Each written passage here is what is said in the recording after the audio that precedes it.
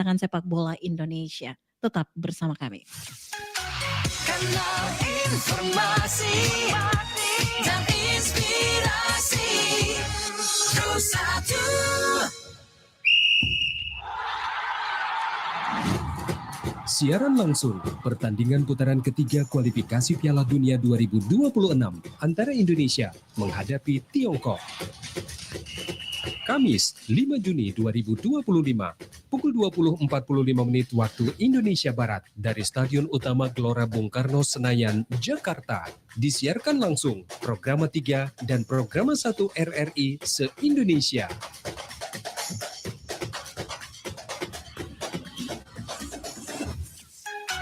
Kanal informasi dan inspirasi Pro 1. Waspada, teliti, periksa kebenaran berita dan informasi dicek fakta Pro 1 RRI. Cek Fakta Pro 1 RRI Makassar hadir untuk Anda pendengar di pukul 9 waktu Indonesia Tengah. Beredar unggahan pada Facebook yang berisi informasi rekrutmen pendaftaran pegawai pemerintah dengan perjanjian kerja atau P3K tahun 2025 beserta dengan persyaratan tautan pendaftarannya. Faktanya, informasi tersebut tidak benar. Melansir dari kompas.com, setelah ditelusuri dengan cara mengakses tautan pada unggahan tersebut tidak mengarah ke situs resmi sistem seleksi calon aparatur sipil negara milik Badan Kepegawaian Negara. Selain itu, tautan tersebut juga meminta informasi data pengunjung yang ingin mendaftar P3K tahun 2025, sehingga informasi tersebut merupakan penipuan dan berpotensi dapat mencuri data pribadi atau phishing. Demikian Cek Fakta Pro 1 RRI Makassar pukul 9 waktu Indonesia Tengah. Pastikan kebenaran berita dan informasi Anda dicek fakta Pro 1 RRI. Dan baiklah pendengar, langsung saja kami ingin mengajak Anda mengikuti dialog interaktif luar studio dengan topik tantangan sepak bola Indonesia.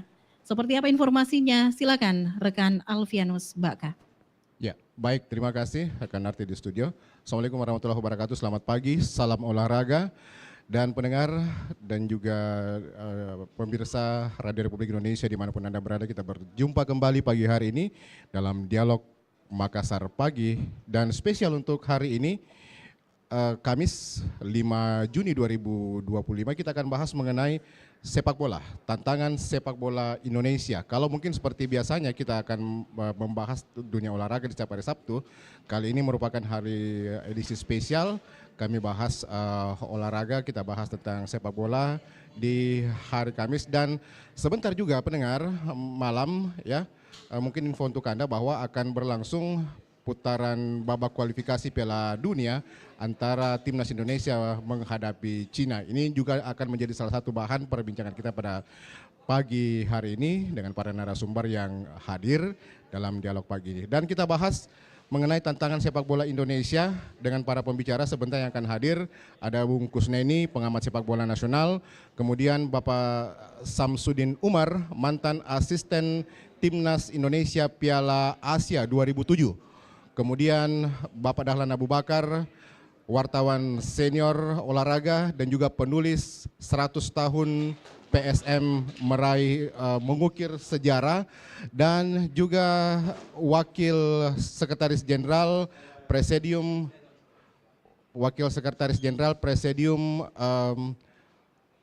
Supporter Sepak Bola Indonesia, Bung Sadakati Sukma. Ya. Baik, pendengar RRI dimanapun Anda berada, kita akan menyapa para narasumber kita yang hadir pada kesempatan pagi hari ini, yang sudah hadir disiarkan langsung dari Warkop As-Sahra Makassar atau samping kantor RPP RRI Makassar. Bungkus, saya menyapa narasumber kita pada pagi hari ini. Bungkus, Assalamualaikum, selamat pagi, salam olahraga, sehat-sehat Bung. Di-on-kan ya. Kemudian juga ada Pak Dahlan. Pak Dahlan, selamat pagi, salam olahraga. Mic-nya di-on kan Pak. Baik. Kemudian Bung Sadakati Sukma, Wakil Sekretaris Jenderal Presidium Supporter Sepak Bola Indonesia. Bung Sadat, apa kabar? Kabar baik, assalamualaikum. Mungkin sedikit relat ya. Oh. Untuk di PNSSI sekarang saya sudah bukan wakil sekjen tapi Dewan Presidium. Oh, Dewan Presidium ya. Jadi informasi terakhirnya Anda wasekjen ya, informasi yang Ya, terakhir. kemarin di kepengurusan pertama saya wasekjen, tapi kami rubah. Jadi kita ada 11 Dewan Presidium di. Oke. Jadi kalau di supporter Indonesia itu ada dua bungkusnya, ada dua komunitas utama, Ultras dan juga La Grande begitu. Nah ini beliau mungkin salah satunya beliau yang ada di Makassar. Oke bungkus, kita mungkin kasih gambaran dulu nih mengenai sepak bola Indonesia saat ini. Mungkin gambarannya seperti apa sih bungkus terkait liga, terkait timnas ya. Iya, jadi kita sekarang berada di fase yang disebut sebagai transformasi sepak bola Indonesia ya. Kita saat ini sedang menjalani sebuah proses perbaikan sesudah kita mengalami tragedi besar yang disebut sebagai tragedi Kanjuruhan itu. Jadi FIFA menuntut kita untuk membuat roadmap peta jalan menuju perbaikan, maka lahirlah yang disebut transformasi sepak bola Indonesia dan kita masih dalam fase itu. Nah, fase itu memang belum mencapai finish ya, belum sampai di ujungnya, tapi menurut saya track yang sudah dilalui PSSI sudah cukup baik. Beberapa perbaikan sudah dilakukan dari sisi tata kelola kompetisi, dari sisi tata kelola federasi, itu sudah cukup baik. Terbukti dari banyaknya, semakin berkurangnya berita-berita negatif tentang kompetisi maupun berita negatif tentang tata kelola lembaga, dan itu hal yang positif. Jadi dalam sepak bola, PSSI sebagai federasi itu memiliki pilar-pilar yang ikut mendukung keberhasilan ya. Yang pertama itu ada namanya pilar tim nasional. Yang kedua ada namanya pilar kompetisi. Jadi kalau tim nasional itu kan bukan hanya tim nasional yang senior, ada banyak tim nasional. Kelompok umur ada U23, U20, ada U17, ada timnas wanita dengan kelompok umurnya. Lalu sebetulnya ada timnas yang lain, timnas homeless. Mereka-mereka yang tidak memiliki kediaman itu homeless national team. Lalu ada timnas disabilitas. Ada timnas pelajar, itu banyak konstituennya. Jadi ada timnas, ada liga. Nah liga ini juga banyak konstituennya. Ada liga profesional, liga amatir. Profesional ada liga 1, liga 2. Kalau amatir semakin banyak lagi. Nah konstituen yang ketiga, pilar yang ketiga, itu yang kita sebut sebagai community. Community ini banyak juga, tidak hanya supporter ya. Ada juga orang tua, para siswa di sekolah sepak bola. Kemudian juga ada pemerintah, government. Dan pilar yang keempat itu youth development. Jadi kalau kita bicara tentang 4 pilar yang mendukung keberhasilan PSSI, sejauh ini PSSI baru fokus di 2, tim nasional dan liga. Pilar yang ketiga, community, belum digarap dengan serius ya. Pilar yang keempat juga menurut saya development juga belum digarap dengan serius. Jadi sekarang ini banyak pemain lahir menjadi pemain tim nasional, itu tidak kita lihat track recordnya sejak muda. Jadi kalau sekarang pemain nasional itu muncul di tim nasional, yang sekarang publik tahu dari awal bagaimana karirnya, itu mungkin baru Beckham. Yakub Sayuri itu orang belum tahu waktu muda main di mana, U12 kompetisi di mana. SSB-nya dari mana nggak tahu ya. SSB-nya di mana, U14 main di mana. Tapi kalau Beckham itu jelas, dari umur 12 dia sudah ikut beberapa kompetisi di lingkungan Persib, 14 dia sudah main di Piala Menpora, sudah main di Gotia, 16 itu ikut kompetisi saya, Piala Menpora U16. Kemudian 17 dia masuk Persib senior dan sampai sekarang ada di Persib senior. Tapi banyak pemain di luar Beckham yang karirnya itu kita sebagian besar tidak tahu. PSM termasuk yang cukup baik kalau menurut saya dalam hal membina pemainnya karena sudah punya akademi PSM, tidak hanya di PSM mungkin ya di Mamuju juga ada. Itu yang membuat pemain-pemain PSM itu track rekornya lebih jelas, dan jenjang prestasinya lebih jelas. Nah mungkin tantangannya adalah karena sekarang sepak bola itu menjadi menjadi permainan yang global ya. Sepak bola tidak hanya dimainkan di satu benua tapi di seluruh benua. Dan pada saat bersamaan FIFA menginginkan sepak bola itu merata di seluruh dunia. Maka FIFA memberi ruang yang namanya naturalisasi. Nah ini tantangan sebetulnya. Bagi youth development, naturalisasi itu tantangan. Bagi tim nasional itu opportunity untuk membuat tim nasional lebih kuat. Makanya federasi mengambil opportunity itu. Tapi bagi youth development ini tantangan. Bagaimana kita mampu membangun pembinaan usia muda yang bagus sehingga produk youth development itu bisa sama bagusnya dengan mereka yang berasal dari kompetisi di luar negeri. Atau kita sebut naturalisasi. Bung, Anda belum melihat ada perbaikan yang cukup signifikan untuk development ini, youth development ini. Yang kita lihat kan mungkin selama ini masyarakat sudah melihat wah cukup banyak nih SSB yang ada di sini ya. Nah, apakah ini belum ter-highlight dengan baik begitu? Jadi begini, kompetisi di kalangan anak-anak usia muda ini cukup banyak memang ya. Tapi masih terpecah-pecah di tidak terstruktur dengan baik. Tidak ada sistematikanya yang baik.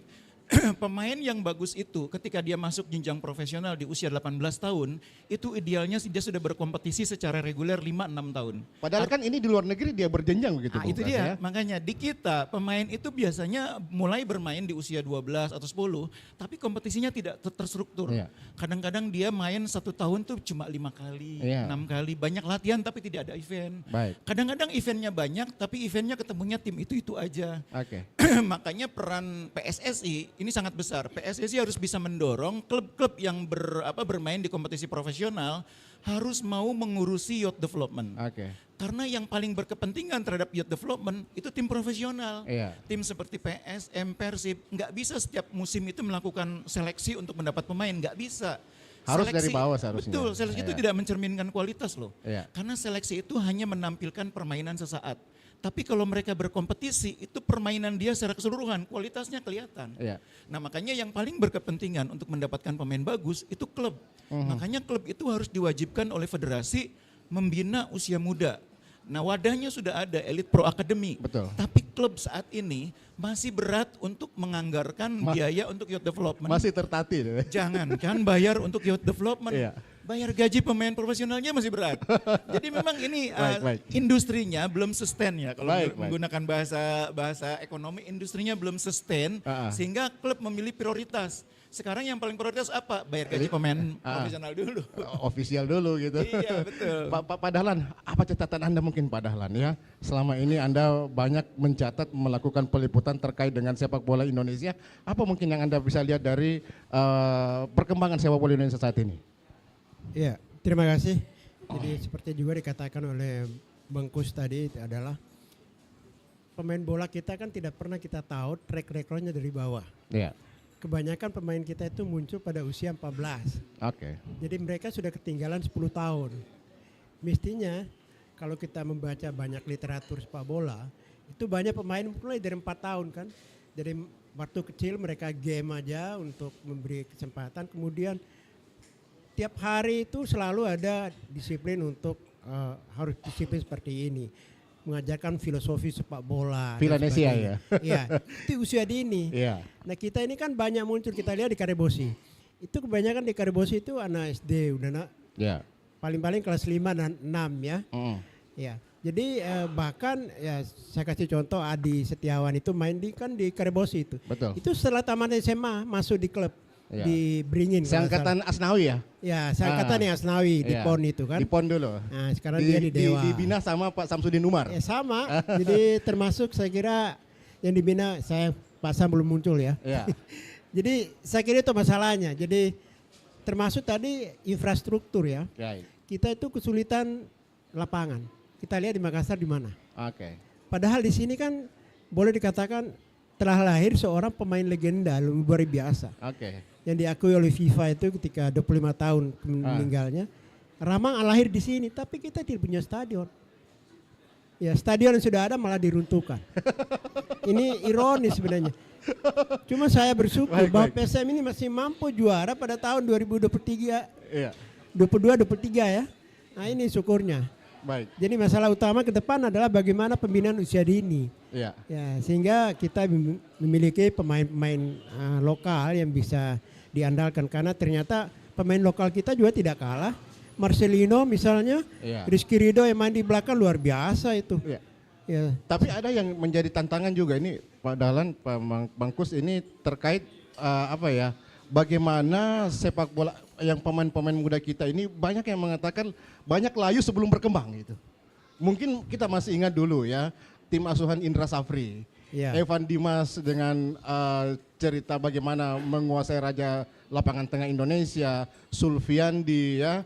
Kemudian Maldini Pali yang kita lulukan asal Indonesia, asal Sulawesi Selatan, asal Mamuju, Barat, ya. yang kemudian sampai sekarang ini sudah nggak ada kabarnya lagi nih di tingkat Iya. profesional. Apa sih sebenarnya yang terjadi mungkin? Pak Dahlan mungkin melihat dulu. Ya, jadi itu yang menjadi masalah Ya. ya. Dulu kita pernah lihat pernah ada yang berlatih di Italia kan, pulang ke betul. sini. Primavera. Ya, Primavera. Betul. Ya, jadi pulang ke sini masuk di tim nasional, tapi kan tidak begitu berkembang karena kembali ke klubnya masing-masing dengan cara latihan yang dilakukan berbeda. oleh yang berbeda. Ah. Nah ini, itu selalu saya melihat bahwa pemain kita berlatih di luar negeri, pulang ke Indonesia berubah lagi. Ya sama dengan disiplin kan. Iya, iya. Kita di sini kurang disiplin, tapi kalau pergi di Singapura disiplin banget gitu. Ya itu masalah yang dihadapi oleh. Jadi kita tidak punya karakter itu yang baku ya. Oke. Saya kira seperti itu. Saya kayak Bung Sadat. Kalau di mata supporter sendiri, sepak bola Indonesia sekarang ini seperti apa, Bung Sadat? Ya, baik. Sebelumnya saya ucapkan selamat datang, Bung. Bung ini salah satu idola saya nih kalau nonton Champions. Ya, baik. Sebenarnya kalau di mata supporter saya sedikit agak tidak enak sekali ketika Bung Kusneni menyampaikan ini kita lagi dalam pengawasan FIFA terkait dengan kasus Kanjuruhan 2 tahun lalu. Jadi memang betul kasus itu menjadi sebuah menjadi sebuah tamparan, menjadi sebuah pukulan buat kita semua, bukan hanya supporter tapi ini adalah di dunia sepak bola Indonesia bahkan dunia. Dan akibatnya itu sampai sekarang kita sudah 2 tahun selalu meminta untuk ke PSSI atau Badan Liga agar pencabutan larangan kami AWAI di Liga Indonesia itu dicabut. Tapi alasannya Pak Erik sendiri katakan tidak bisa, ini masalahnya dari FIFA bukan dari kami. Nah itu, saya kembali ke tantangan sepak bola Indonesia sesuai tema kita. Saya sepakat bahwa memang apa yang telah dilakukan oleh PSSI ini di era Pak Erick Thohir dengan membawa beberapa pemain-pemain yang dinaturalisasi. Dengan program naturalisasinya. Iya. Oke.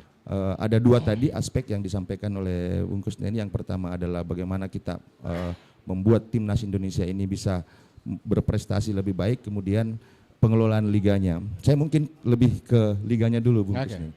Ya, kalau saya melihat sih dari kacamata supporter, memang kita melihat PSSI berusaha untuk memperbaiki kinerja dari teman-teman di Badan Liga, termasuk para wasit-wasitnya, termasuk klub-klubnya. Cuman sih ada beberapa catatan mungkin kami dari kacamata supporter bahwasanya ada hal yang mungkin yang perlu diperbaiki juga, bukan hanya di liga tetapi dari beberapa turunan-turunan termasuk teman-teman yang berada di asosiasi provinsi dan asosiasi kabupaten, sehingga kenapa saya katakan demikian, ini sepertinya program sepak bola Indonesia transformasi itu hanya sampai di tingkat nasional, tidak sampai di Asprofnya. Ada senior kita, saya mungkin lebih berbicara ke sepak bola Sulawesi Selatan, termasuk sarana prasarana kita. Ini Makassar, Bung, ini Makassar tempat lahirnya PSM, klub yang jauh lebih tua dari federasinya, bahkan melahirkan seorang Ramang dan beberapa pemain-pemain timnas yang dulunya pernah membawa kejayaan PSSI, tapi sampai sekarang bahkan untuk kompetisi tingkat provinsi saja kita harus menjadi, Makassar ini harus menjadi tim musafir ke tempat lain. Anggap Asprof kita tidak punya stadion tuh, itu yang pertama. Bukan hanya di stadion sebenarnya. Karebosi yang kita kenal dulu adalah lapangan di mana mencetak beberapa pemain-pemain nasional termasuk Ramang, Asnawi dan lain-lain, itu sekarang sudah tidak ada lagi. Dan ini mungkin yang harus menjadi perhatian juga buat PSSI, bahwa jangan hanya sampai di tingkat PSSI-nya itu yang diperhatikan, tetapi ada di aspek di turunannya di Asprop, bahkan di Askap sendiri. Bahkan kompetisi-kompetisi yang dikatakan tadi oleh Bung Kusneni itu saya melihat di Sulawesi Selatan, ya saya tidak tahu di asosiasi provinsi lain, itu sama sekali tidak berjalan.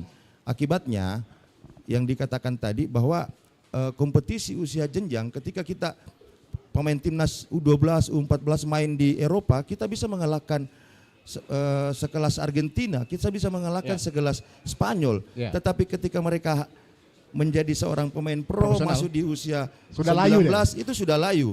Ini mungkin banyak mungkin catatan. mungkin ingat dulu Irvin Museng begitu ya. Iya, banyak sekali catatan. Apakah mungkin mentalnya untuk bermain di liga profesional kita tidak siap? Ya mungkin ada tanda kutip di situ bahwa masih banyak yang berteriak-teriak di Liga Indonesia ini, masih banyak katanya mafia-mafia. Saya tidak tahu mafia bola itu seperti apa. Bung Kusnedi mungkin bisa menjelaskan nanti. Bung, ini masih menjadi perbincangan hangat juga loh di warung kopi Bung Kusne ya. Di usia, saya masih ingat sekali dulu, Irvin Museng, ini dari Makassar Football School begitu. Dia begitu superior ketika bermain di Piala Danun dulu sampai menjadi top skor ya, dibawa oleh Ibu Disa Rashid Ali. Tapi kemudian melempem ketika mulai memasuki tahap profesional. Mungkin kita masih ingat juga Tristan Alif Nova yang dia mempertunjukkan kebolehannya di depan Pep Guardiola, tapi dia tidak mampu untuk menembus profesional begitu. Apa sebenarnya yang terjadi, Bungkus? Iya, jadi pemain sepak bola profesional itu dibentuk tidak hanya oleh bakat. Bakat itu punya peran, tapi kalau kata para pakar itu hanya 30%. Yang akan membentuk dia menjadi pemain profesional yang sebenarnya, 70% adalah sistem pembinaan. Di dalam sistem pembinaan itu ada kompetisi. Itulah sebabnya makanya saya bilang kompetisi usia muda ini belum tertata dengan baik. Karena jumlah kompetisi akan menentukan seberapa besar beban kerja dia. Pemain kita ini ada yang tiap minggu main Pak, dan bisa berkali-kali mainnya. Itu overtrain, overplay gitu ya, terlalu diforsir di usia muda sehingga di usia senior baru umur 25 aja udah layu. Jadi terlalu banyak main, digenjot, bahkan ada pemain muda yang di usia sangat muda sudah digenjot latihan fisik. Padahal latihan fisik itu baru boleh diberikan kepada pemain sesudah masa ototnya terbentuk, sesudah secara fisik dia cukup kuat. Nah karena kurangnya sistem pembinaan usia muda yang baik, banyak pelatih usia muda itu modalnya cuma satu, pernah jadi pemain. Tapi dia nggak memiliki loh sertifikat pelatih. Dan sertifikat pelatih untuk pemain usia muda beda dengan pemain senior. Beda itu. Karena pembinaan dan pendekatan pembinaan terhadap pemain usia muda itu tidak menitik beratkan kepada soal skill. Bagaimana membangun disiplin, bagaimana membangun karakter. Apakah mereka nggak dikawal nih Bang ya? Karena banyak pemain yang kemudian jadi pelatih itu tidak mengalami pembinaan usia muda. Itu persoalannya, jadi kumulatif ini persoalan. Coba tanya pemain-pemain yang sekarang jadi pemain senior, katakanlah Rashid, itu SSB-nya itu jenjangnya seperti apa? Kan sebagian besar itu perjuangan individu. Dia bermain di kampung, di SSB, main ke sana, main ke sini. Itu kan nggak ada struktur pembinaan yang rigid, yang solid. Benar tadi dikatakan bahwa yang namanya struktur pembinaan tidak boleh hanya berhenti di level nasional. Karena faktanya Indonesia ini sangat luas, maka pembinaan itu harus sampai ke ujung-ujung negeri. Dan itu yang menjangkau ujung negeri, itu yang namanya ASKAB, ASKOT. Nah masalahnya begini, sepak bola usia muda itu bukan tempat untuk mendapatkan pemasukan. Coba bayangkan kompetisi usia muda mana yang istilahnya dukungan sponsornya kuat? Nggak ada ya? Hampir tidak ada. Kalaupun ada mungkin yang ada di Elite Pro Academy pun betul. Katakanlah di Jakarta ada kompetisi usia muda yang didukung oleh berbagai sponsor ya. Tapi di sebagian besar daerah usia muda tuh nggak ada.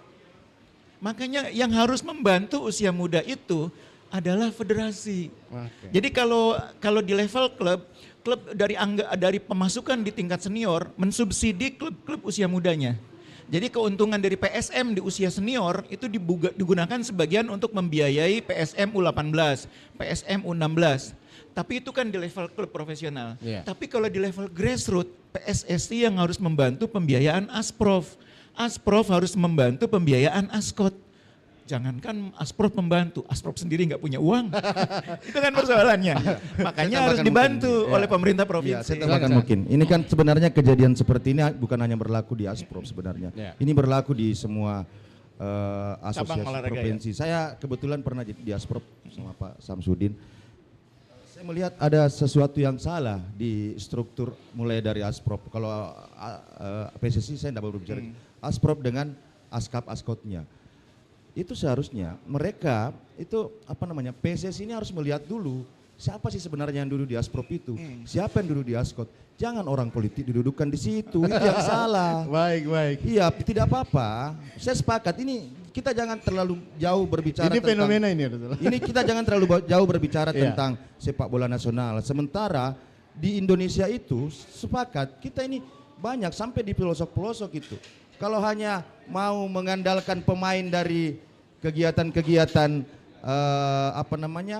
seleksi, itu kita ketinggalan. Itu bukan zamannya lagi.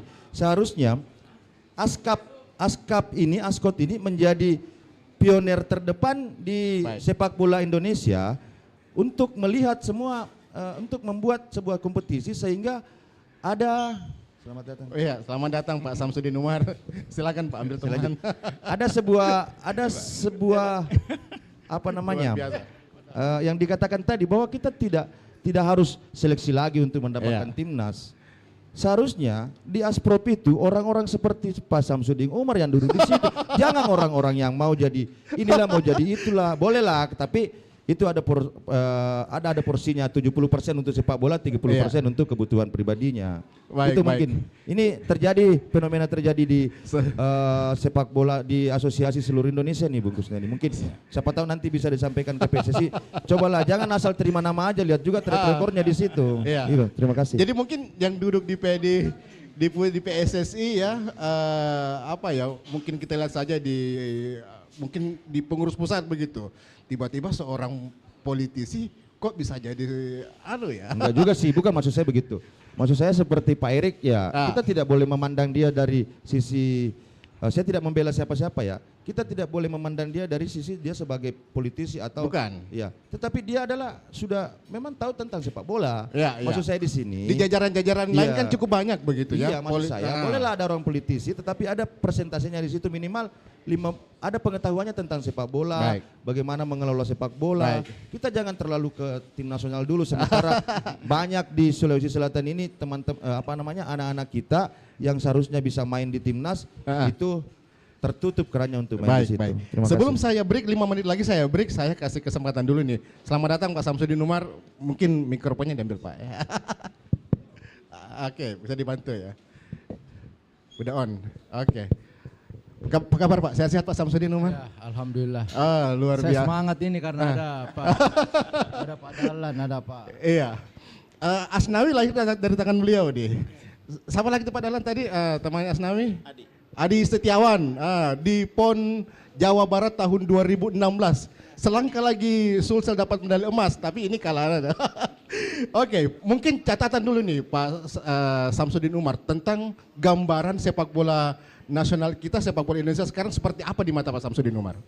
Ya, saya terima kasih ini. Saya mohon maaf ini karena terlambat. Siap, masih panjang waktu Pak. Saya melihat bahwa PSSI ini dengan hadirnya Pak Erik sebagai ketua umum itu benar-benar dia mau mereformasi sepak bola.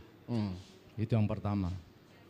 Yang kedua, Pak Erick Thohir ini menyadari bahwa ambisi dan ekspektasi daripada masyarakat sepak bola Indonesia itu sangat tinggi sekali. Oleh karena itu, kehadiran Pak Erick Thohir ini dalam bagaimana membangun sepak bola Indonesia itu yang pertama itu kalau saya lihat, ini saya mau maaf ini kalau salah, dia reformasi dulu, dia perbaiki dulu struktur organisasi yang ada di PSSI. Kemudian selanjutnya Pak Erick Thohir saya lihat ini dia mencoba untuk membenahi sistem kompetisi, kemudian persyaratan-persyaratan yang dipersyaratkan dalam satu organisasi federasi besar ini dan bagaimana memajukan sepak bola itu yang saya lihat itu semua stadion yang ada di Indonesia itu sudah memenuhi persyaratan-persyaratan yang diinginkan. Sudah diperbaiki semua? Sudah diperbaiki semua. Yang kedua, meningkatkan SDM kepada pelatih, kemudian kepada wasit, dan bahkan saya lihat dalam kompetisi ini, Erick Thohir ini untuk bagaimana mengontrol sepak bola kita ini berjalan dengan baik, jujur dan transparan, itu dia lakukan lagi VAR, ada video analisis. Dan ini saya lihat dampaknya cukup bagus. Nah, kemudian dia menyadari bahwa untuk mewujudkan sepak bola Indonesia ini untuk lebih maju lagi, harus ditata bagaimana level-level kompetisi kita. Kita tahu bahwa level kompetisi kita itu sekarang ini kalau saya tidak salah mudah-mudahan. Yang pertama ada divisi 1. Ada divisi 2. Ada divisi 3 dan ada divisi 4. Betul, Pak. Dan mudah-mudahan ini bisa berjalan secara konsisten untuk bagaimana menggali bakat dan kualitas-kualitas daripada pemain-pemain yang ada di Indonesia ini. Jadi kita tidak bisa lagi berpikir atau membayangkan sepak bola kita seperti dulu. Ya. Ya kan? Sepak bola itu adalah ilmu. Ilmu itu sangat dinamis. Berkembang terus, Pak ya? Berkembang terus. Ya. Jadi kapan kita ketinggalan? Nah, makanya kita tidak bisa lagi melihat sepak bola itu keras dan kasar. Iya. Kita tidak bisa lihat lagi sepak bola itu cepat. Kick and rush. Kick and rush. Makanya sepak bola itu siapa yang tidak berubah, dia akan ketinggalan. Baik, baik. Ya kan? Mungkin itu dulu yang pertama ya. Oke, saya harus break dulu. Kita break beberapa saat sejenak. Pendengar dimanapun Anda berada, tetap bersama kami di RRI Pro 1 Makassar. Kami akan kembali sesaat lagi.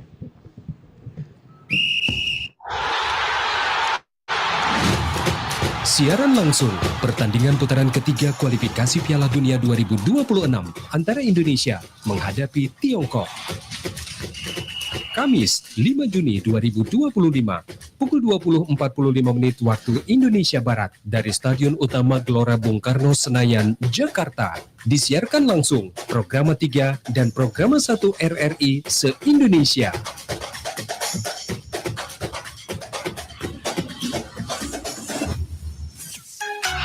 Kanal informasi dan inspirasi Pro 1.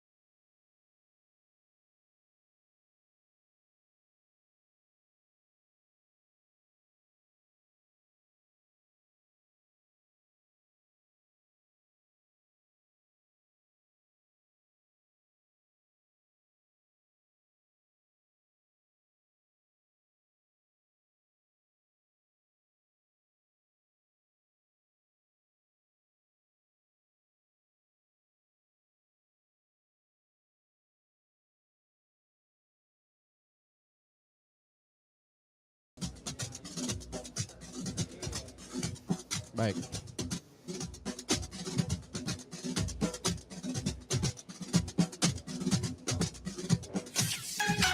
Kanal informasi dan inspirasi. Terus satu. Iya, pendengar, masih kami siarkan langsung dari Warkop Sahra Jalan Ribu Rakne nomor 3 Makassar. Saya masih temani Anda dalam Dialog Makassar Pagi, tantangan sepak bola Indonesia. Kalau tadi kita sudah berbicara banyak tentang PSSI, nah sekarang untuk sesi kali ini kita akan coba bahas Liga dan bahas mengenai Timnas. Nah, jadi informasi untuk Anda pendengar RRI bahwa sebentar malam Timnas Indonesia akan menjalani salah satu pertandingan yang teramat penting menghadapi dengan China. Ya, pada pertandingan perdana lalu Timnas kalah 0-2. Dan ini pertandingan teramat penting, harus diamankan bahwa pertandingan ini ya. Nah, kalau ingin tetap menjaga peluang ke Piala Dunia 2026 di Amerika ya, di benua Amerika nanti. Dan kemenangan menghadapi China merupakan hal yang sangat mutlak begitu. Dan ada yang menarik juga kita lihat bahwa di Timnas untuk kali ini ya, cukup banyak pemain dari Liga 1 yang dipanggil. Apakah mungkin karena Patrick ini sudah mulai melakukan penjajakan ya dalam beberapa waktu terakhir ini terhadap klub-klub yang ada di Indonesia. Beckham Putra kembali dipanggil, Dua Sayuri juga sudah dipanggil ya, dan masih ada sejumlah nama-nama lainnya yang akan mengisi. Apakah nanti ini masuk dalam starting line up itu terserah Erik nanti ya. Ini kan masih menjadi misteri siapa nanti yang akan menjadi starting 11 begitu.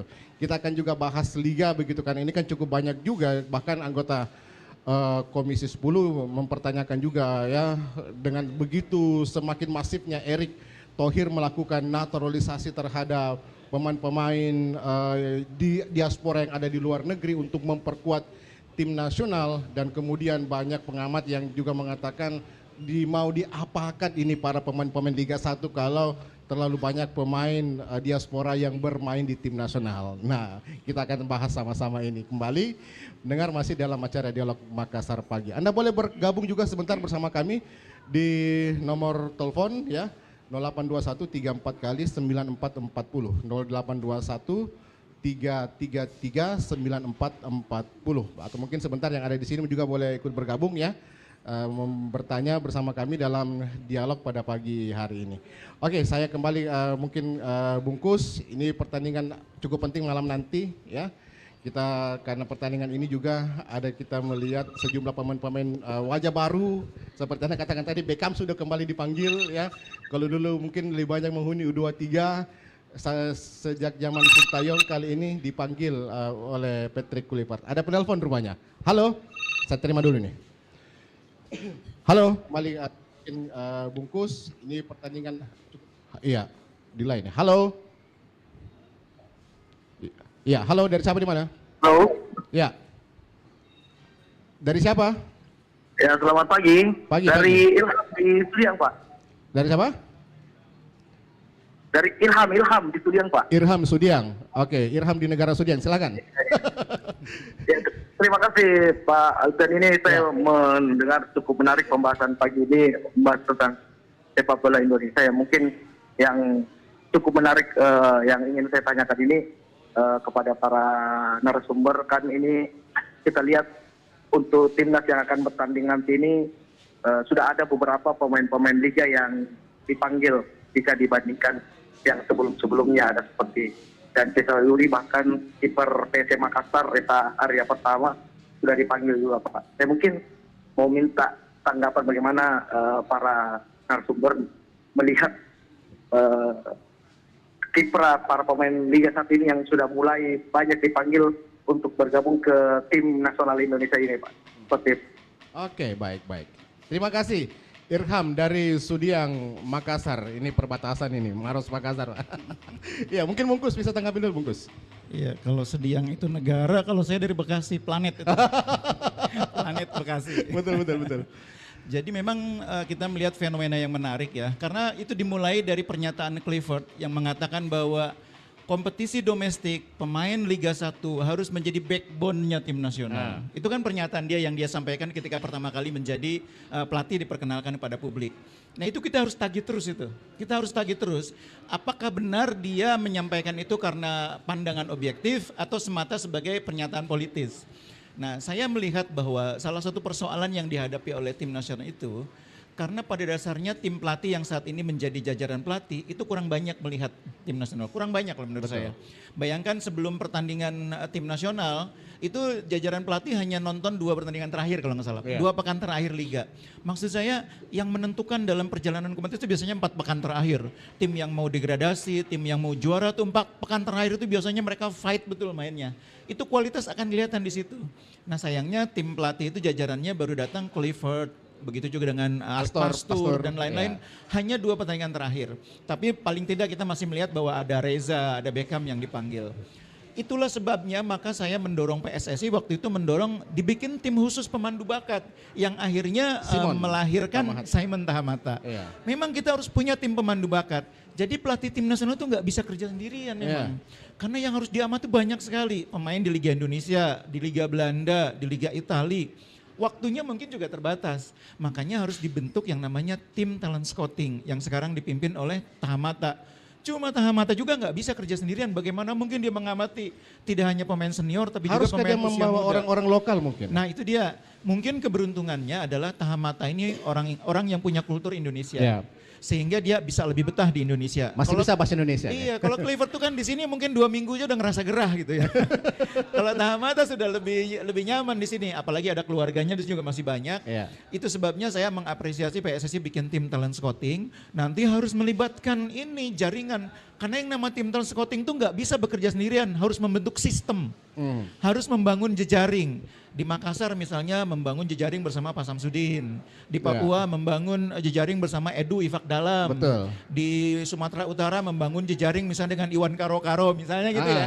Karena yang sehari-hari melihat perkembangan itu mereka yang ada di sana. Jadi begitu Iwan Karo-Karo bilang di Medan nih ada pemain yang luar biasa nih. Kelasnya sama dengan Egy Maulana. Datanglah Simon dan timnya ke sana. Lihat ya. Di Makassar, lalu info dari Pak Samsudin, ini ada pemain yang kualitasnya lebih tinggi daripada Asnawi. Datang tim ke sana. Jadi memang talent scouting itu sistem. Sistem. Dan juga jangan lupa, talent scouting itu juga harus detail. Kalau sekarang kalau tim talent scouting bekerja, yang muncul apa datanya? Nama, tinggi badan, umur, kelahiran di mana, posisi. Padahal kalau talent scouting itu lebih jauh dari itu. Kalau dia main di bek kanan, kelebihannya apa? Sprintnya bagus kah? Overlapnya datanya harus lengkap ya? Harus lengkap, itu Mas Samsudin Umar lah bisa jelasin. Nah kita selama ini tidak memiliki metodologi talent scouting yang bagus. Nah memang PSSI pelan-pelan membenahi dengan membentuk tim talent scouting, itu adalah awal yang baik. Kalau kita ingin membuat semua anak Indonesia punya peluang masuk tim nasional. Baik, catatan Anda Pak Dahlan seperti apa Pak? Mungkin melihat segi pembinaan ini. Ya, jadi salah satu tantangan yang dihadapi oleh Indonesia adalah luasnya wilayah. Ya. Itu saya kira selama ini kan sepak bola kita selalu Jakarta terus atau Jawa ya. Jawa ya. Tapi kita tidak pernah melihat ke timur. Melihat ke timur? Iya. Melihat ke timur mulai dari Makassar ke timur ini kan luar biasa ini. Jadi memang betul itu apa dikatakan oleh Bang Kus mengenai tim pemandu bakat ya, talent scouting itu. Jadi itu harus ada di tiap daerah yang merupakan perpanjangan tangan dari PSSI. Dengan metodologi penilaian, jangan cuma data jati diri itu udah ketinggalan itu KTP. Tapi yang perlu itu lihat dulu di Makassar ini ada Komisi 8 ya, Pak Sam. Itu Komisi 8 kerjanya adalah melihat penampilan pemain di lapangan dan itu berdiskusi sampai maghrib itu. Dan apa mereka lihat, oh ini pemain ini kurang bagus ini. Dia tidak tanggung-tanggung, dia beritahu itu pelatih itu ini ganti ini, enggak bagus. Gerakan begininya, ya kan begitu yang diperlukan. Jadi setiap pemain itu bisa dilihat apa kelebihannya, apa karakteristiknya ini anak, bukan dari tinggi badannya itu perlu. Tetapi yang lebih penting juga adalah bagaimana kelihayan dia di lapangan, itu yang penting kan. Nah sampai sekarang ini kan kita masih mencari penggantinya Marcelino, ya syukur-syukur sekarang ada Asnawi, Itu asuhan langsung dari Pak Sam itu yang bisa membantu, dan Reza juga masuk di PSM. Dan saya lihat di line up itu baru masuk satu ya, Egy ya. Kalau itu bertahan line up-nya, kalau tidak berubah, ya mungkin nanti di pemain pengganti bisa masuk. Maaf. Jadi saya kira itu yang menurut saya ya. Pak Samsudin Umar, mungkin catatan Anda terkait timnas ini mungkin bagaimana Pak ya? Yang komposisi yang ada saat ini, silahkan Pak. Saya hanya mau menyambung dulu Pak Kusna ini dengan Pak Dahlan Abu Bakar, bahwa kita harus akui bahwa kepengurusan PSSI saat ini dalam bagaimana mereformasi sepak bola kita itu sudah mulai berjalan di track yang benar. Kita lihat bahwa kompetisi nasional itu sudah disesuaikan dengan kompetisi AFF dan Piala Dunia. Jadi kapan kompetisi AFF jalan, itu kompetisi tidak jalan. Sehingga dengan demikian talent scouting untuk bagaimana melihat pemain-pemain ini itu bisa jelas. Apalagi sekarang kita sudah ada divisi 1, 2, 3 dan 4, sehingga ada tatanan untuk bagaimana mencari figur-figur yang mana yang pemain ini. Hanya mungkin permasalahannya di sini Pak Kusna ini, bahwa kita selalu berbicara masalah bagaimana pembinaan usia dini.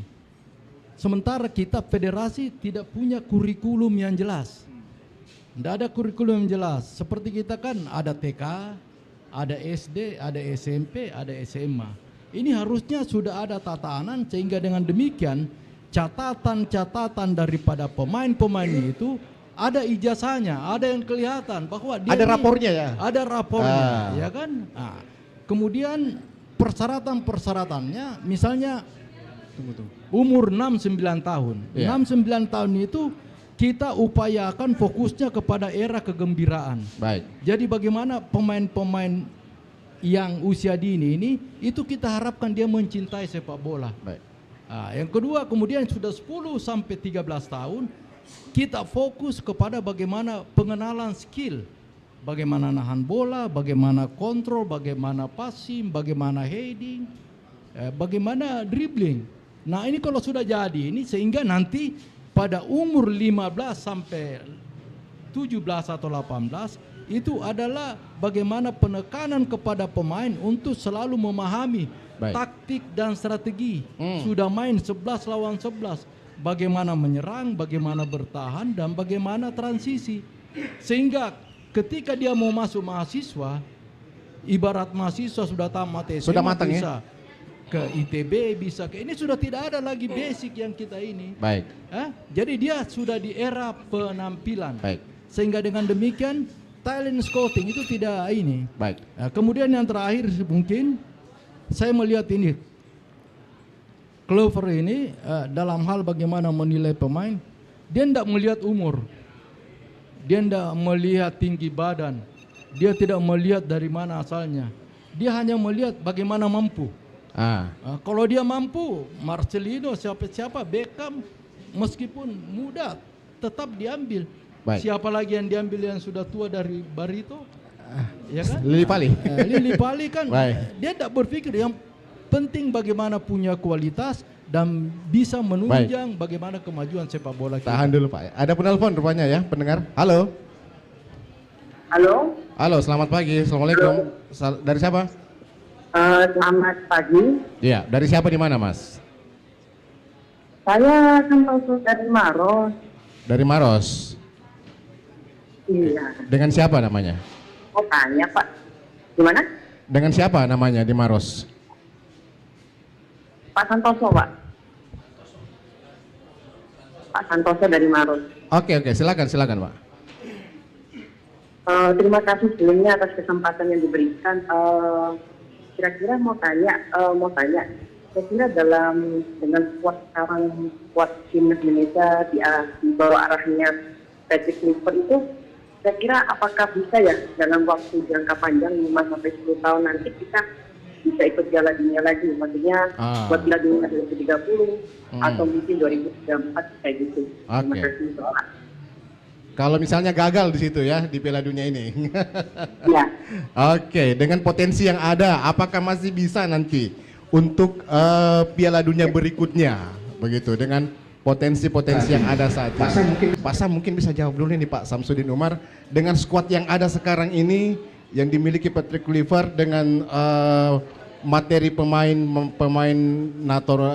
diaspora, saya tidak mau menyebut naturalisasi, pemain diaspora, apakah Indonesia ini punya potensi besar ke depannya Pak? Ya, seorang pelatih dalam hal bagaimana mendesain dan membuat tim dan bagaimana persiapan ke depan. Ya. Yang pertama itu yang punya skill individu yang mumpuni. Ya. Nah, karena skill individu yang mumpuni akan membuat bagaimana taktik unit, bagaimana taktik unit. Kemudian bagaimana taktik tim. Karena kapan ada pemain yang tidak punya skill yang mumpuni, itu pasti akan ketinggalan. Itu yang pertama.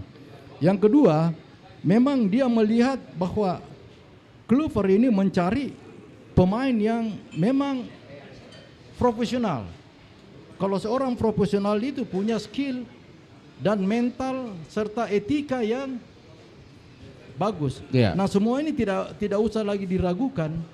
Nah, sehingga persiapan ini saya lihat hanya seminggu, ada yang hanya 10 hari, ada 3 hari. Tidak seperti dulu yang biasa kita TC sampai bulanan. Bahkan ke satu negara. Ini sudah tidak, karena apa?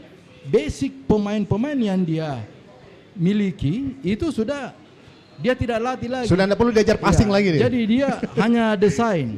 Sehingga dengan demikian kita berharap Kluivert hanya berpikir kalau di persiapan itu 10 hari atau 5 hari, dia hanya membuat desain.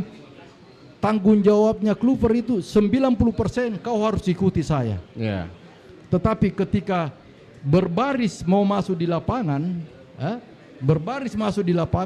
doanya pelatih itu hanya satu.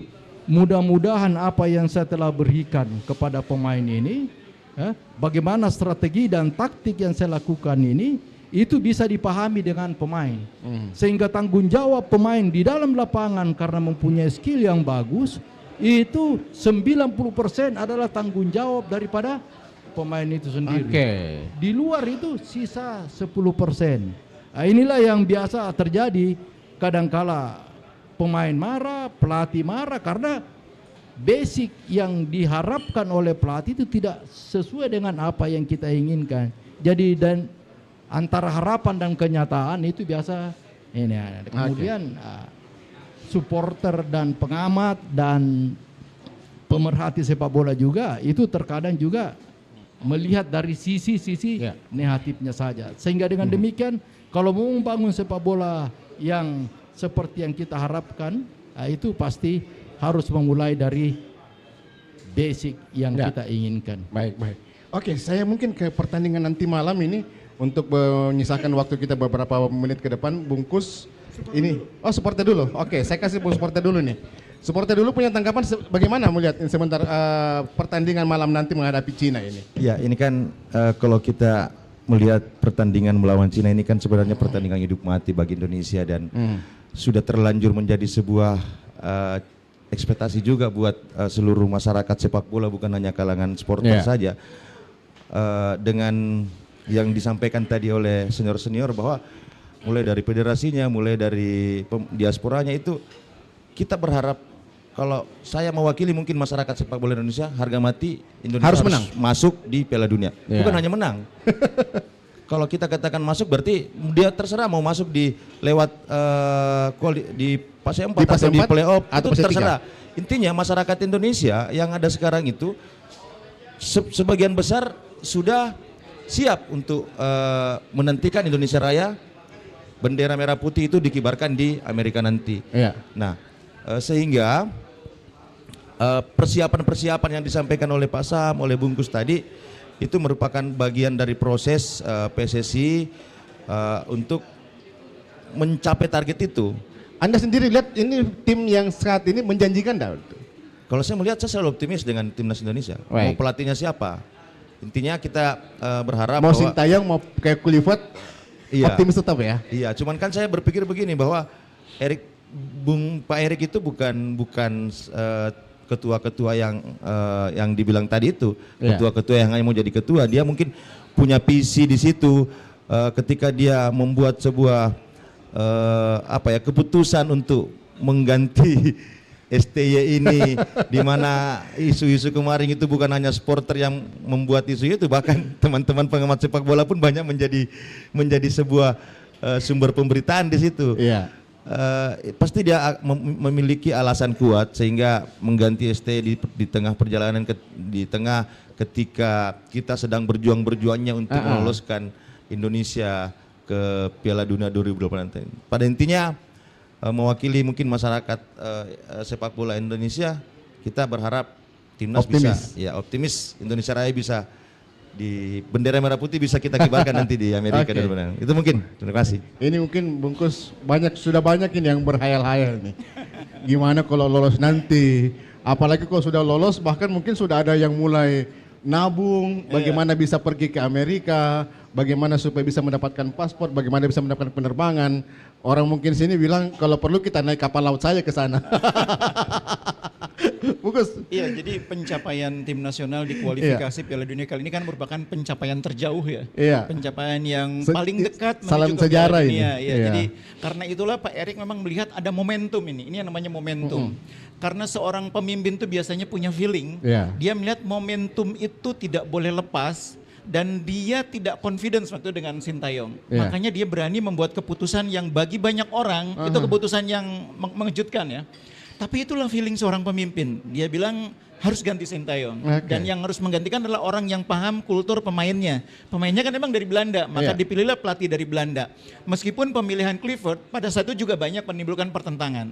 Jadi kalau dalam bahasa administrasi, keputusannya itu sudah tepat, boleh dilakukan, cuma caranya tidak cukup baik. Nah, itu ya oke lah, caranya agak tergesa-gesa. Tapi oke, kita sudah lewat dari fase itu. Nah sekarang menurut saya momentum itu yang harus kita rawat, harus kita jaga. Timnas ini sedang ada di fase di mana perkembangannya sangat positif. Dukungan masyarakat luar biasa, supporter selalu memadati tim nasional saat bertanding, bahkan berlatih ya. Jangankan bertanding di hotel aja kalau nggak dilarang-larang itu, waduh itu supporter luar biasa. Ini dukungannya sangat luar biasa. Nah momentum ini yang harus kita rawat. Dirawat dengan cara apa? Dengan hasil-hasil yang positif. Karena kalau hasilnya negatif tentu akan menurunkan semangat itu. Supaya supporter tetap memiliki antusiasme, publik tetap memberikan dukungan, kita tentu berharap tim ini bisa melaju ke Piala Dunia. Saat ini ada dua opsi untuk menuju Piala Dunia. Lolos langsung dengan berada di bawah Jepang, di atas Australia, atau lolos melalui putaran keempat. Lolos langsung kita agak sulit, karena Australia tinggal meraih 3 poin lagi, 1 kemenangan lagi, pasti jadi wakilnya Jepang. Indonesia masih ketinggalan 4 poin dari Australia. Tapi supporter masih mengharap keajaiban loh. Australia bisa kalah semua. Dalam sepak bola sering terjadi keajaiban, tapi kita bicara realistisnya. Baik. Australia menurut saya akan menjadi peringkat kedua.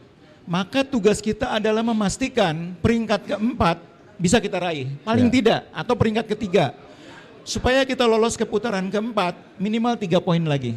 Minimal 3 poin lagi.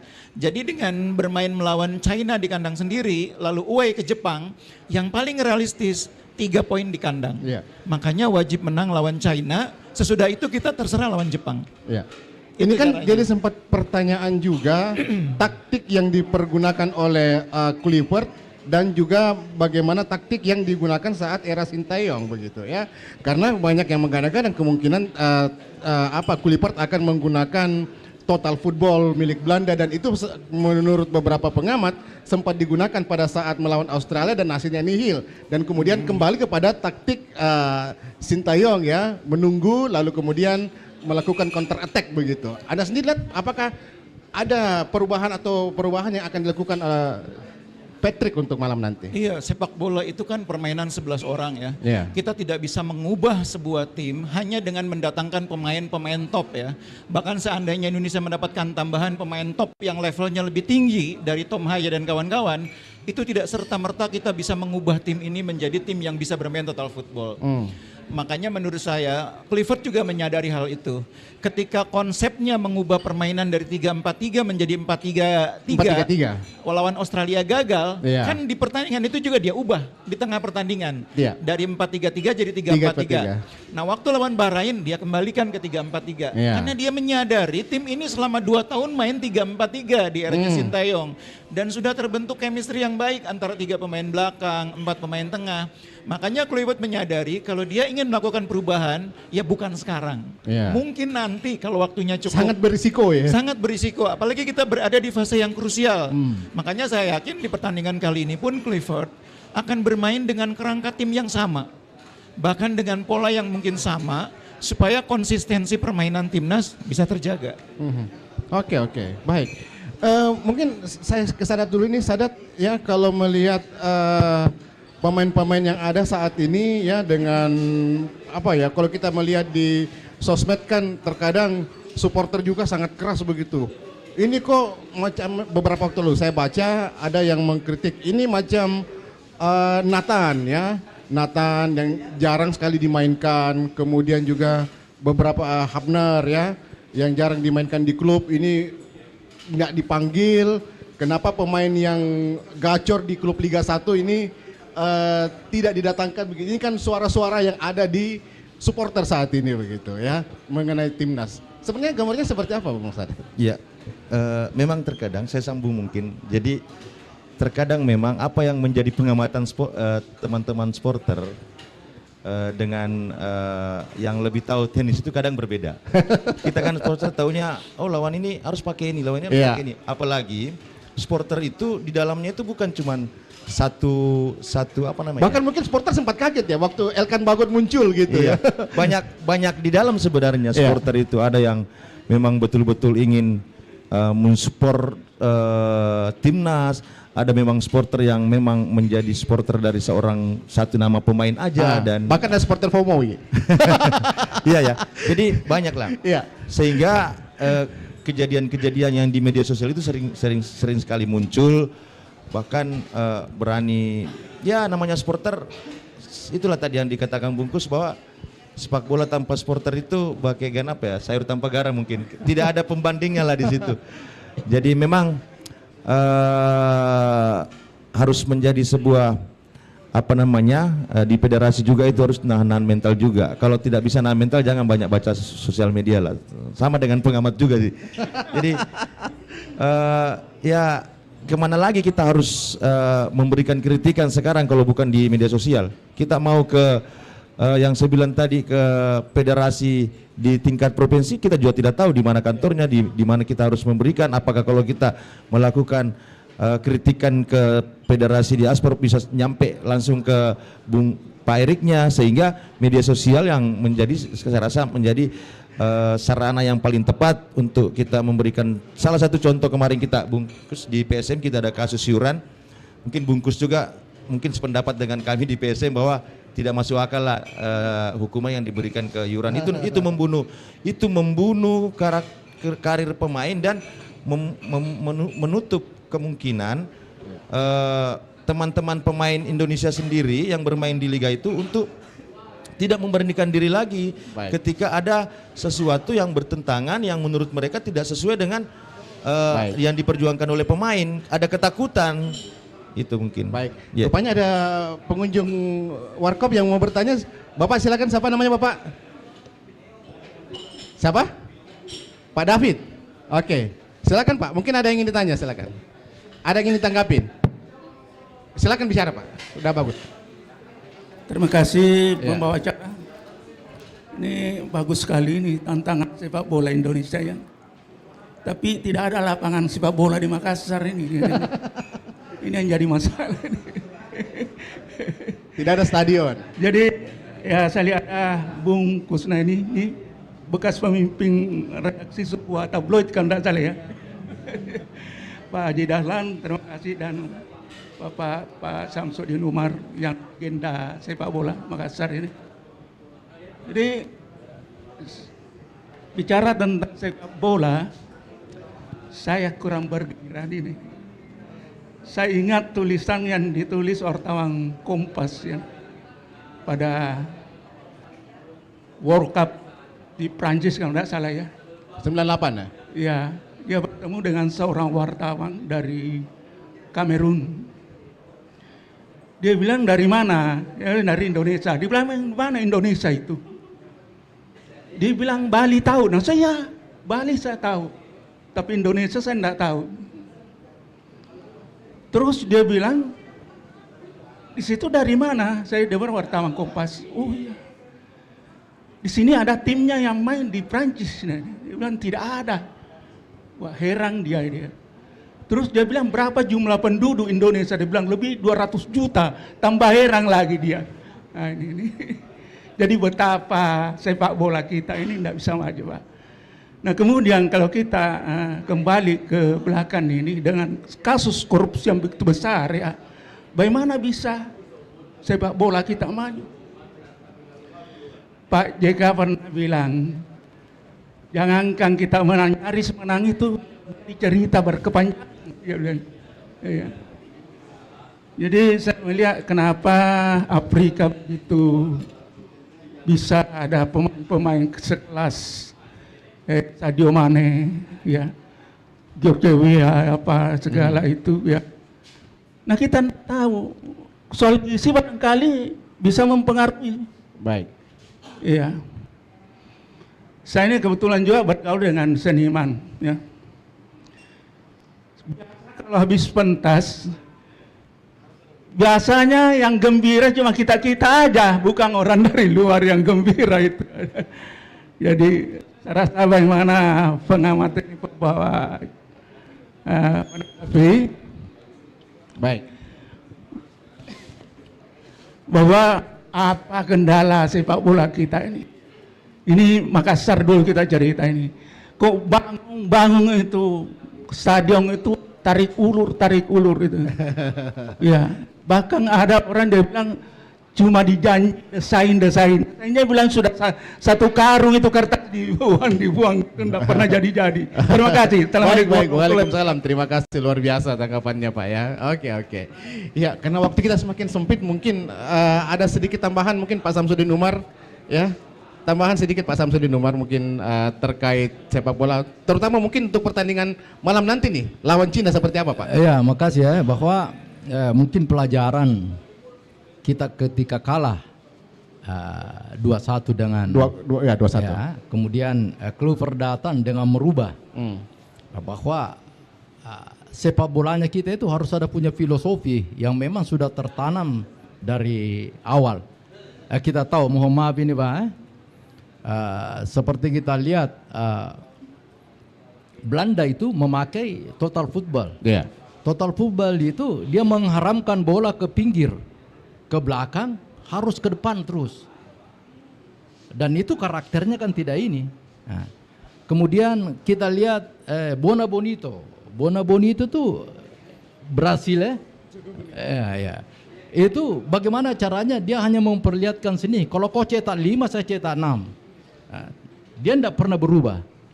Inggris kick and rush. Dia lakukan itu sejak tahun 65, tidak pernah berubah. Yeah. Sampai sekarang belum juara-juara dunia juga. Jadi memang sepak bola ini ada ilmu dan harus dinamis.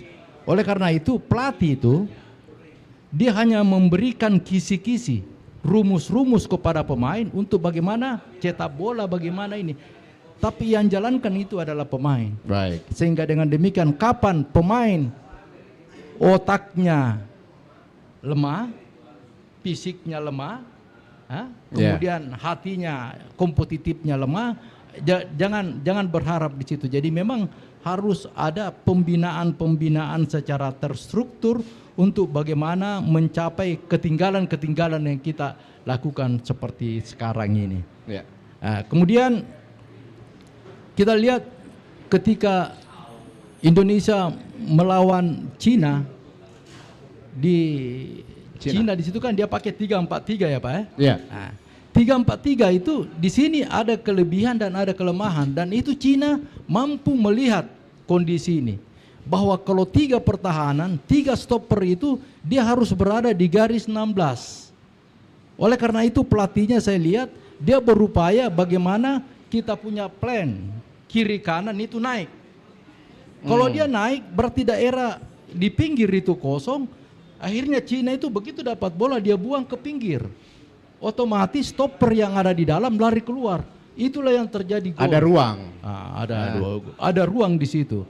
Nah, hal-hal ini seperti ini yang memang perlu dibenahi untuk bagaimana mengantisipasi Cina. Karena kapan Cina ini melakukan seperti itu, saya hanya berharap Indonesia cepat cetak bola. Nah, kalau dia cepat cetak bola, pasti dia akan memenangkan pertandingan lebih dari satu. Tapi kapan dia kesal, yang tadinya 11 lawan 11, jumlah penonton 80.000 itu jadi lawan lagi itu. Kalau saya sudah 10 menit pertama akan menentukan. Jadi harapan-harapan itu tentunya kita bagaimana caranya. Saya rasa kita selalu juga berdoa, tapi kalau hanya doa saja tidak ada usaha itu kan tidak memungkinkan. Mungkin itu Pak. Ya, makasih. Mungkin sedikit saja Pak Dahlan terakhir, karena waktu kita semakin terbatas, ada harapan-harapan mungkin terkait mungkin pertandingan malam nanti mungkin seperti apa Pak? Ya, harapan saya satu aja, harus menang. Harus menang, oke. Cuma yang saya khawatirkan ini kita kan belum pernah game ya melawan uji coba gitu ya. Oh. Nah itu. Tapi saya yakin coba. bahwa kebanyakan karena pemain dari Belanda, jadi mereka dalam latihan di Bali itu sudah saling kenal ya. Kerjasama ya. Yang lalu waktu lawan Australia kita kalah 5-1 itu salah satu menurut saya bahwa kita tidak pernah game dan persiapannya sangat singkat. Baik. Ya, sehingga kita kelabakan ya. Nanti menit-menit terakhir baru kita bisa 1 gol. Jadi harapan saya mungkin juga sama dengan seluruh masyarakat Indonesia adalah kita harus menang titik. Itu aja. Baik, harga mati. Bungkus. Iya, kalau soal pertandingan semalam saya pikir sudah banyak ya. Saya cuma ingin menekankan begini. Sepak bola Indonesia termasuk salah satu yang paling beruntung punya yang namanya impres percepatan sepak bola nasional. Itu diteken di zamannya Pak Jokowi. Nah, kalau impres itu diimplementasikan dengan baik, sebetulnya persoalan barombong tuh nggak ada gitu. Persoalan stadion-stadion lain tuh nggak ada. Karena pemerintah daerah tuh punya kewajiban, punya tanggung jawab. BUMN juga punya. Pemerintah kota, pemerintah provinsi semua bisa dibagi tugas-tugasnya. Nah, jadi political will-nya yang kurang. Regulasinya sudah ada, itu yang namanya impres percepatan yang ditekan oleh Pak Jokowi. Nah, zaman saya membantu Kemenpora, itu Pak Imam Nahrawi itu punya program 1 kecamatan 1 lapangan bola. Nah, kalau itu diimplementasikan juga 1 kecamatan 1 lapangan, itu bakat-bakat akan bermunculan di Indonesia. Nah, sekarang di zamannya Pak Prabowo, beliau kan juga punya komitmen memperbaiki infrastruktur. Makanya sekarang kita sudah melihat banyak stadion diperbaiki. Dan mungkin ini akan berlanjut. Jadi saya berharap negara dalam hal ini pemerintah juga konsisten mengimplementasikan apa yang menjadi kebijakan yang sudah disepakati itu. Sudah ada impres, sudah ada ambisi 1 kecamatan 1 lapangan bola, dan ada transformasi sepak bola Indonesia yang saat ini masih berjalan dan masih dipantau oleh FIFA. Baik. Terakhir Sadat, mungkin ada tambahan, silahkan. Ya, saya sepakat bahwa transformasi sepak bola ini itu jangan hanya sampai dan hanya di tingkat nasional. Kita berharap asosiasi-asosiasi federasi tingkat provinsi, kabupaten, kota ini bisa berperan aktif juga untuk membuat transformasi minimal bagaimana kompetisi-kompetisi itu bisa berjalan di wilayah yang paling terluar mungkin di Indonesia pun itu bisa terjangkau dengan pengamatan sehingga banyak nantinya. Kita tidak berharap nanti di tahun 2034 tidak terlalu banyak berharap lagi dengan pemain-pemain diaspora tadi itu. Ya, itu mungkin. Baik. Terima kasih. Oke, kita tunggu nanti malam ya, pendengar. Mudah-mudahan kita bisa amankan untuk pertandingan melawan Cina. Saya juga ada wace ini, harap-harap cemas. Dan menghadapi Jepang, mudah-mudahan ada yang lebih keajaiban lagi, paling tidak dari situ. Baik, pendengar Pro 1, dimanapun Anda berada, saya cukupkan sampai sini bersamaan kita dalam dialog Makassar Pagi, tantangan sepak bola Indonesia, bersama narasumber yang luar biasa. Ada Bungkus, terima kasih Bungkus. Sama-sama. Pak Dahlan, terima kasih Pak Dahlan. Pak Sam, makasih banyak Pak Sam. Bung Sadat, makasih juga. Dan pendengar yang sudah bergabung, terima kasih. Saya ucapkan terima kasih bersamaan Anda. Selamat pagi, sampai jumpa. Salam olahraga.